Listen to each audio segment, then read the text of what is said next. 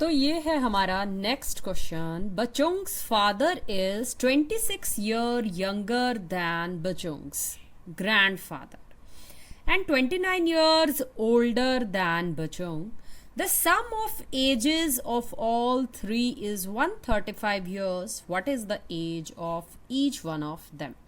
Hello बच्चों, welcome to all of you in this channel. It's name is Magneto Plus Study. तो ये है class 8th के कुछ क्वेश्चंस जो कि हैं very important for your examination, from your examination point of view. तो ये है हमारे पास एक क्वेश्चन, एज से रिलेटेड क्वेश्चन है, पेपर में आते ही आते हैं। सो यहाँ पर हमें फादर, बचुंग के फादर बताए गए हैं जो कि 26 ईयर यंगर मीन्स छोटे हैं बचुंग के ग्रैंड फादर से, अपने मतलब उसके फादर अपने पिता से 26 साल यंगर हैं एंड 29 ईयर्स ओल्डर हैं बचुंग से, और उस लड़के से 29 ईयर बड़े हैं। तो सबसे पहले हम मान लेते हैं, बार बार एक लड़के की बात हो रही है जिसका नाम है बचिंग्स। तो लेट हम मान लेते हैं बचिंग्स की एज कितनी है। लेट बचिंग्स प्रेजेंट एज, तो x years हम ले लेते हैं इसकी प्रेजेंट years। अब इसके फादर की एज, फादर्स एज जो कि इससे, इस लड़के से 29 years ओल्डर हैं, बड़े हैं।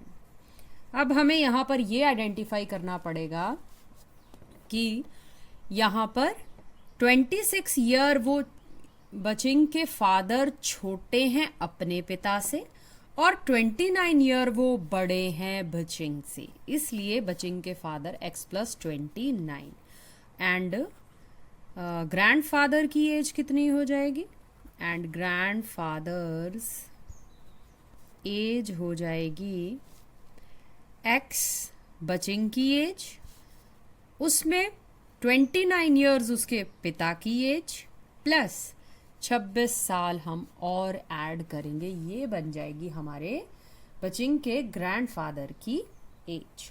तो इन तीनों की एजेस का जो सम है x + 29, बचिंग की एज, उसके फादर की एज, अब उसके दादा की एज, इनका सम है 135 ईयर्स। तो हमने जब दादा की एज लेनी है तो वहाँ आपने ध्यान रखना है कि 29 फादर की एज में 26 साल और ऐड करने पर हमने उसके ग्रैंडफादर की एज मिलने वाली है। सो सिमिलर टर्म्स को कर देंगे ऐड। 29 प्लस x को ऐड करने पर 3x, 29 + 29 58 and plus 26, that is equal to 135. So 3x, this is 14, 114, and that is 135. So 3x is equal to 135 minus 114, subtract करने पर हमें क्या मिल जाता है, 21, and x is equal to 21/3, 7। तो बचिंग की एज जो है, उस लड़के की जो एज है,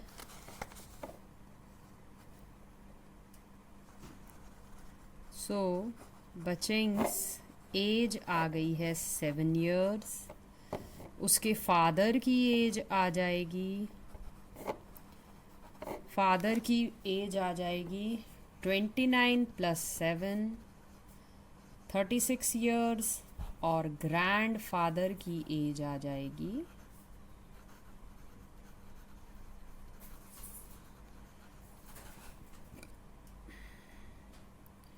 7 + 29 + 26, this is 15, 55 + 7, this is 62 years। सो इस तरह से हमारा हो गया ये क्वेश्चन। सो ये है हमारे पास question. Devanshi has a total of ₹590 as currency notes in the denomination of rupees 50, rupees 20 and rupees 10. The ratio of the number of rupees 50 notes and rupees 20 notes is 3:5. तो हमारे पास जो टोटल अमाउंट है वो कितना है, 590 रुपीज़ है. तो सबसे पहले हम क्या कंसीडर कर लेते हैं, total amount. So total amount, तो टोटल अमाउंट है मेरे पास रुपीज़ 590. और अब मुझे कहा गया है कि 50 रुपए के एंड 50 रुपीज़ 20 रुपीज़ के 20 रुपए के जो नोट हैं उनकी डिनोमिनेशन मतलब वो किस रेशो में है, 3:5 में है. So let rupees 50 notes, let number of rupees 50 notes, हम लिख लेते हैं कि 50 रुपए के जो नंबर ऑफ नोट्स हैं वो कितने हैं, that is equal to 3x मान लेते हैं हम 50 रुपीज़ के अपने notes. And number of 20 rupees notes, और 20 रुपए के कितने नोट्स हो जाएंगे, 3:5 है तो हम उसे मान लेंगे 5x. और टोटल नंबर ऑफ नोट्स कितने हैं, टोटल नंबर ऑफ नोट्स हमें दे रखे हैं 25 नोट्स. मतलब कुल नोट कितने हैं, 25 नोट हैं. कुल अमाउंट कितना है, 590 रुपीज़ है. तो अब मुझे 50 रुपीज़ और 20 रुपीज़ के नोट मिल चुके हैं जो कि 3x और 5x हैं. So number of 10 rupee notes, तो 10 रुपए के नोट्स मैं किस तरह से निकालूंगी, टोटल नोट्स में से क्या सब्ट्रैक्ट कर दूंगी मैं, 50 रुपीज़ और 20 रुपए के नोट्स का सम. मतलब 50 रुपए और 20 रुपए के जितने नोट्स हैं, मतलब 50, 20 और 10 रुपए, इन सभी को मिलाकर जो नोट्स का जो नंबर है, जो संख्या है, दैट इज 25. 2 के नंबर मुझे पता है कि वो 3x और 5x 5x हैं. तो 10 के मैं किस तरह से निकालूंगी, मतलब कुल नोट्स के नंबर्स में से इन दोनों का जो अमाउंट है उसे ऐड करके सब्ट्रैक्ट कर दूंगी. मुझे मिल जाएंगे कि 10 रुपए के कितने नोट्स हैं, दिस इज 25 माइनस 8x जो है वो नंबर ऑफ नोट्स हैं 10 रुपए के. तो अब मुझे कुल अमाउंट दे रखा है 590. तो चलिए इन्हें कन्वर्ट कर देते हैं हम. ये हमें नंबर ऑफ नोट्स मिल चुके हैं, इन्हें रुपीज़ में किस तरह से कन्वर्ट करेंगे. सो फ्रॉम क्वेश्चन, रुपीज़ में नोट कन्वर्ट करने के लिए हम नंबर को, नोट्स की संख्या को मल्टीप्लाई करते हैं उस अमाउंट से. तो 50 रुपीज़ के नोट की संख्या को मल्टीप्लाई कर देंगे उसके नंबर से, 20 रुपये के नोट की को मल्टीप्लाई कर देंगे उसकी संख्या से, उसके नंबर से कि कितने नंबर में है. इसी तरह से 10 रुपये को भी मल्टीप्लाई कर देंगे उसके नंबर से कि इतने नंबर के हैं. एंड ये इक्वल आ जाएगा टोटल अमाउंट के, जो कि है 590. तो जब मैं इसे सॉल्व करूंगी, this is 150x, this is 100x and this is 250 minus 80x, that is equal to 590.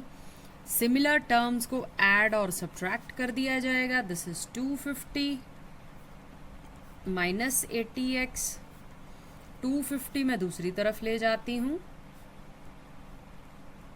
तो whenever I solve this, then I have, subtract करने पर I have 170x and that is equal to 340. So x is equal to 340 upon 170 and this is 2. तो 50 rupees के note कितने आ चुके हैं, ₹50 notes. Number of ₹50 notes 3 into 2, मतलब 6 note मेरे पास 50 रुपए के होंगे. And number of 20 rupees note और 20 रुपए के नोट्स कितना उनका अमाउंट होगा, 5 into 2, so this is 10 notes. तो 10 नोट होंगे मेरे पास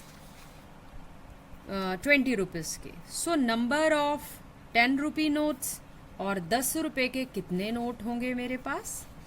सो 25 में से मैं सब्ट्रैक्ट कर दूंगी इन दोनों की संख्या का जोड़ जो कि है 16.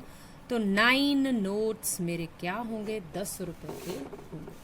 And if you want to check your answer तो इनकी संख्या को इनके अमाउंट से मल्टीप्लाई करने पर अगर कुल राशि 590 आपको मिलती है, देन योर आंसर इज